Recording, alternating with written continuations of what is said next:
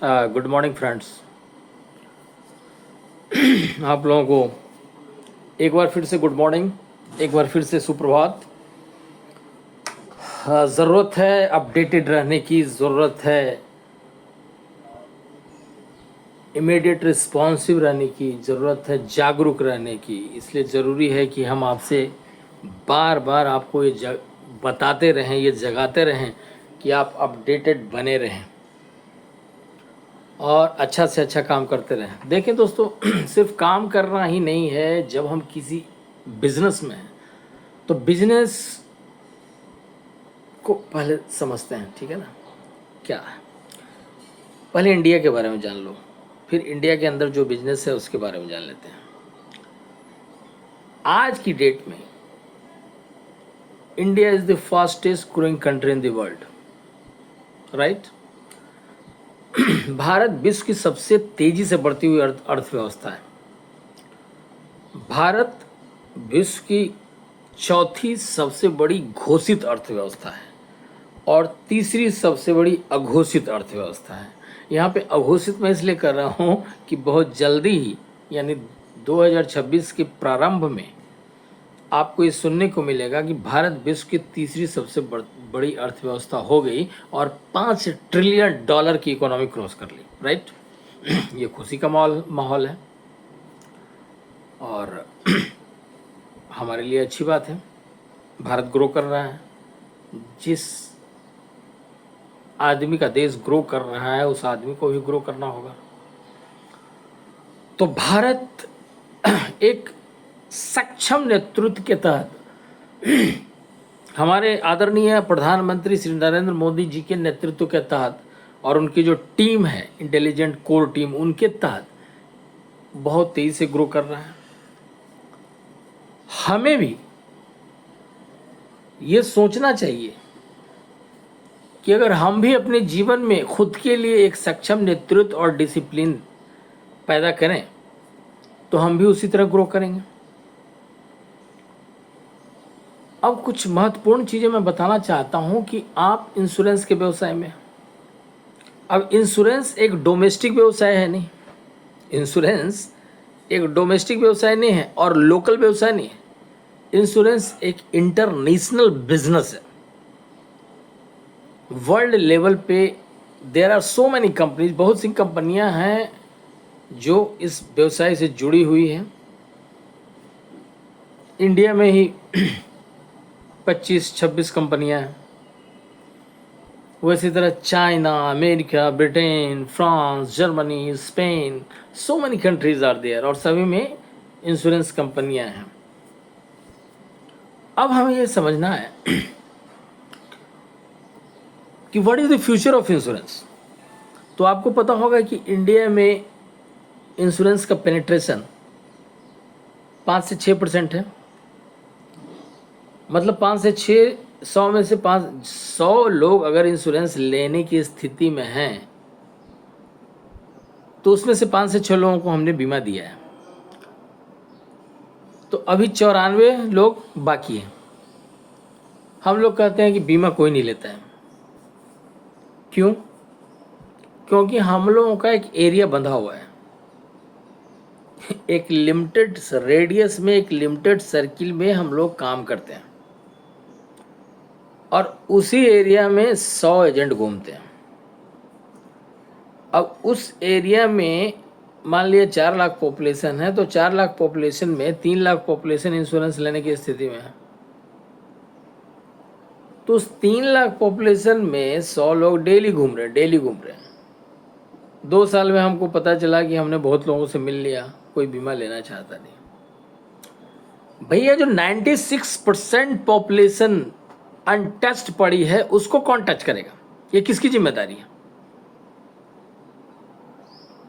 कच्छ में ही ऐसे कई से विलेजेस हैं जो अनटच्ड हैं, जहां पे ना कोई इंश्योरेंस एजेंट है और ना लोगों को बीमा की जानकारी है। ऐसे इंडिया के हर डिस्ट्रिक्ट में ऐसे कई से रूरल बेल्ट्स हैं, ऐसे कई से विलेजेस हैं जो अनटच्ड हैं, जहाँ पे इंश्योरेंस एजेंट नहीं है और जहाँ पे लोगों को बीमा के बारे में जानकारी नहीं। अभी मैं हम बता देते हैं कि आने वाले दिनों में इंश्योरेंस क्या होगा। इंश्योरेंस तो ग्रो करेगा, क्योंकि जिसका कस्टमर बेस ही इतना अनटच्ड है, उसमें अगर मेहनत किया जाए तो इंश्योरेंस का बिजनेस तो ग्रो करना ही है। लेकिन ग्रो किसके लिए करेगा? जो इसमें मेहनत करेगा, चाहे वो कंपनी हो या इंडिविजुअल हो। कंपनी की स्ट्रैटेजी और कंपनी के जो आउटरीच हैं अगर बेहतर होंगे तो कंपनी ग्रो करेगी। इंडिविजुअल का अगर मेहनत ज़्यादा है, इंडिविजुअल की मार्केटिंग अच्छी है, इंडिविजुअल की पकड़ अच्छी है, इंडिविजुअल का लोगों से मिलना अधिक है, तो वो ग्रो करेगा। अब जब हमने इंश्योरेंस को इंटरनेशनल बिजनेस के रूप में यहाँ पे इंट्रोड्यूस किया, तो हम आपको बता दें कि आने वाले दिनों में इंश्योरेंस पे क्या इम्पैक्ट पड़ने वाला है। जैसे जैसे लोगों को इनसिक्योरिटी और अनसर्टेनिटी की फीलिंग बढ़ती है, तो इंश्योरेंस का बिजनेस बढ़ता है। जैसे कोरोना के काल में लोगों को मौत का डर, फियर फैक्टर, जीवन की अनिश्चितता उनको दिखने को मिली, लाइफ की इनसिक्योरिटी दिखने को मिली, तो इंश्योरेंस का बिजनेस ग्रो किया। लोग भले ही टर्म प्लान के लिए जाएं या हेल्थ इंश्योरेंस के लिए जाएं, लेकिन लोगों में एक जागरूकता जागी, लोग सामने से बीमा लेने के लिए इच्छुक हुए। अभी मैं बताना चाह रहा हूं कि इंश्योरेंस का तो बिजनेस ग्रो करना ही है, लेकिन इंश्योरेंस वही लेगा जिसके पास स्पेयर मनी है, सेविंग्स है, थोड़ा बचा हुआ पैसा है, तभी तो डालेगा कहीं ना कहीं, चाहे इंश्योरेंस में हो या बैंक एफडी में। तो मैं ये बताना चाह रहा हूं कि अभी करंट परिस्थितियों को देखिए। आज की परिस्थिति में आपको कोई नहीं बताएगा, लेकिन मैं बता रहा हूं, हमारा जो बिजनेस है वो लोकल सिनेरियो से सिर्फ प्रभावित नहीं होता है, हमारा बिजनेस इंटरनेशनल सिनेरियो से भी प्रभावित होता है। तो पहले हम ये जान लें कि इंटरनेशनल सिनेरियो में क्या चल रहा है। दोस्त, पूरी दुनिया की जो व्यवस्था है वो थोड़ा अभी अस्थिर है, अनस्टेबल है। दुनिया के बड़े बड़े कंट्रीज, बड़ी बड़ी इकोनॉमीज आज स्ट्रगल कर रही है या किसी न किसी वार में, किसी न किसी युद्ध में उलझी हुई है। जो वेल टू डू कंपनी, जिसको हम कहते हैं कि भाई अमेरिका, यूरोप, इंडिया में तो ऐसे ही उदाहरण देते हैं ना, उसके कैप भी पहनते हैं अमेरिका का, ब्रिटेन का टी शर्ट खरीद के लोग पहनते हैं। अगर किसी कैप पे लिखा हो अमेरिका या यूएसए का झंडा हो तो लोग अपने आप को प्राउड फील करते हैं। ये सब लोगों की बेवकूफ़ी है, नासमझी है, दूरदर्शिता और ज्ञान की कमी है। अरे भैया, you are Indian, you should feel proud to be an Indian. ये अमेरिका का टोपी पहन के क्या घूम रहे हो? बट एनीवे, अभी मैं बताना चाह रहा था कि अभी दुनिया में कई मोर्चे पे युद्ध चल रहा है और बड़ी बड़ी अर्थव्यवस्थाएं उस युद्ध में उलझी हुई है। ये चीज़ मैं बता रहा हूँ, रिपीट, लोग नहीं बताएंगे इसके बारे में। इंटरनेशनल सिनेरियो का हमारे लोकल बिजनेस पे भी इंपैक्ट पड़ेगा।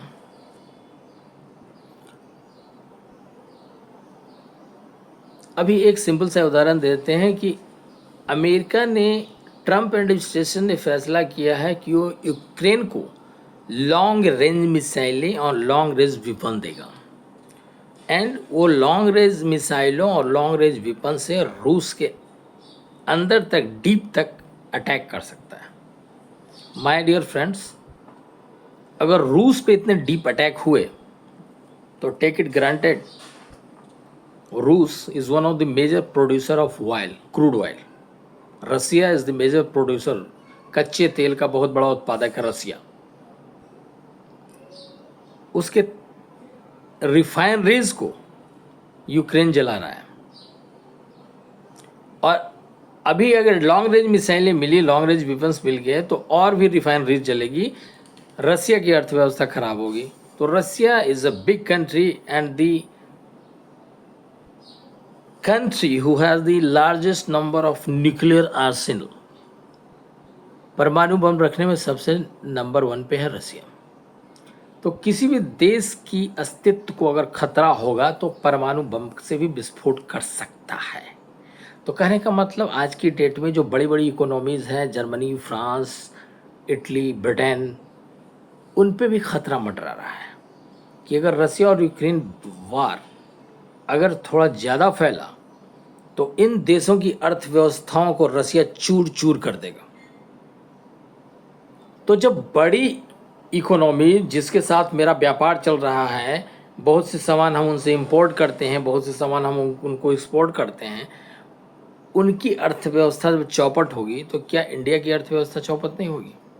Again I will say thanks to the our very noble, very able leader of the country, Honorable Prime Minister Narendra Modi ji, जिन्होंने कि रसिया यूक्रेन कॉन्फ्लिक्ट वार में भी कच्चे तेल की कीमत बढ़ने के बावजूद भारत में पेट्रोल और डीजल की कीमत को नियंत्रित किया, रसिया से सस्ते दर पे तेल खरीद कर।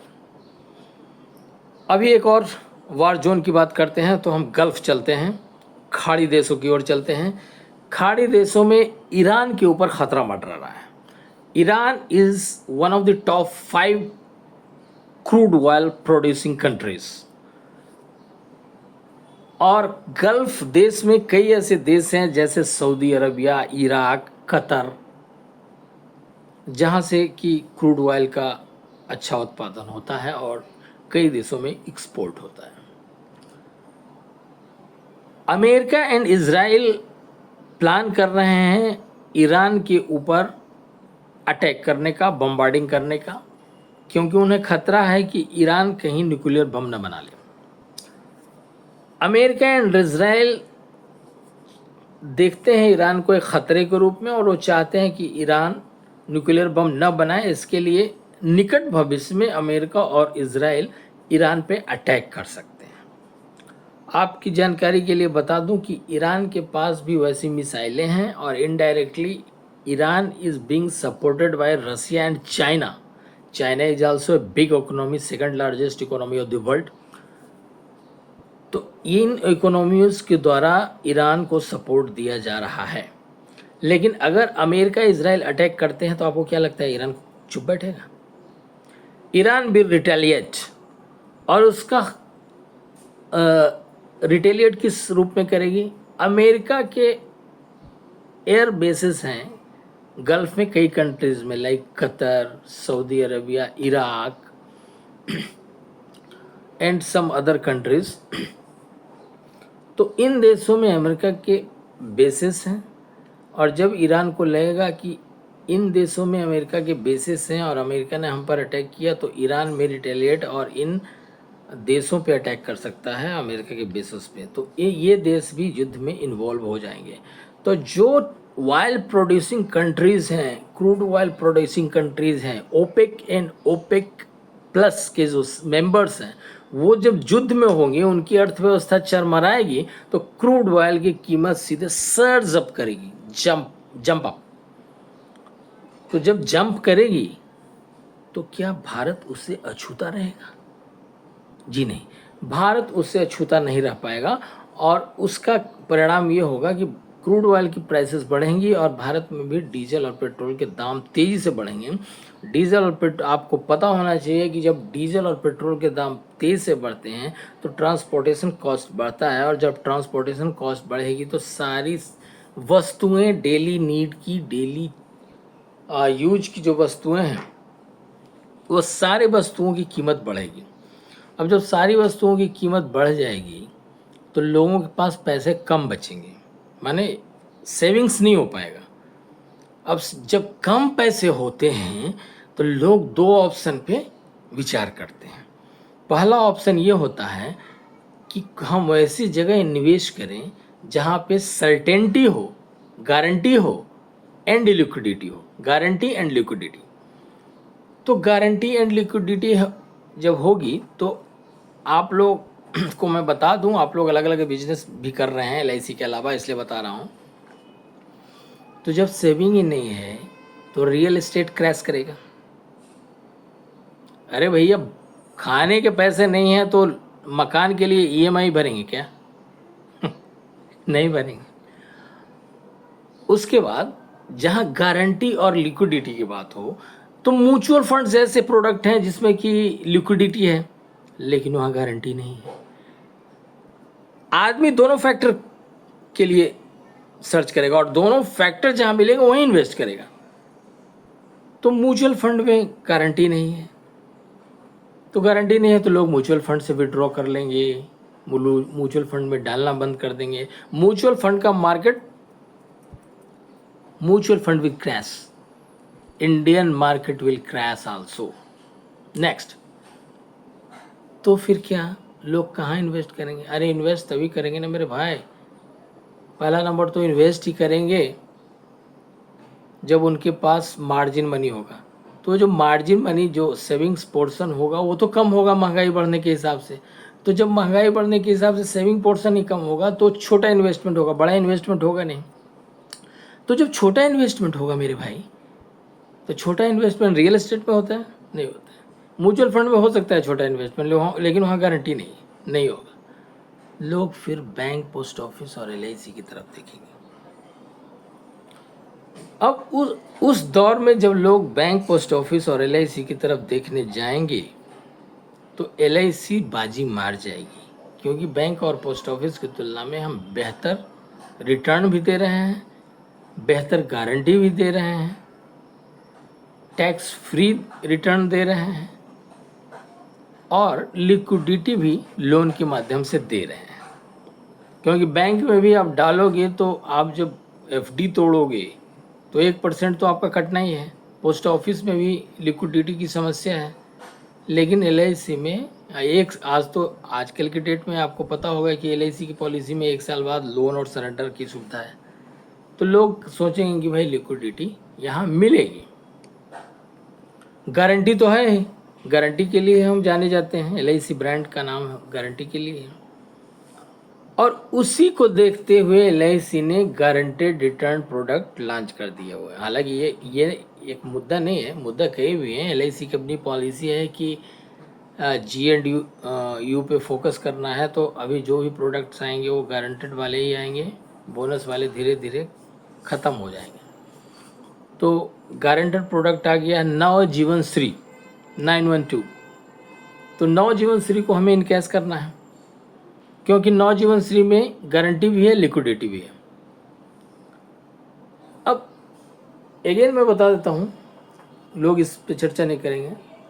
2026 से लेकर 2027-28 आई डोंट नो कब तक चलेगा, लेकिन अगर अमेरिका इजराइल ने ईरान पे अटैक कर दिया और यूक्रेन ने अगर लॉन्ग रेंज हथियारों से रशिया पे आक्रमण चालू कर दिया तो it will be A situation like world war, विश्व युद्ध 3, वर्ल्ड वार 3 की घंटी बज जाएगी।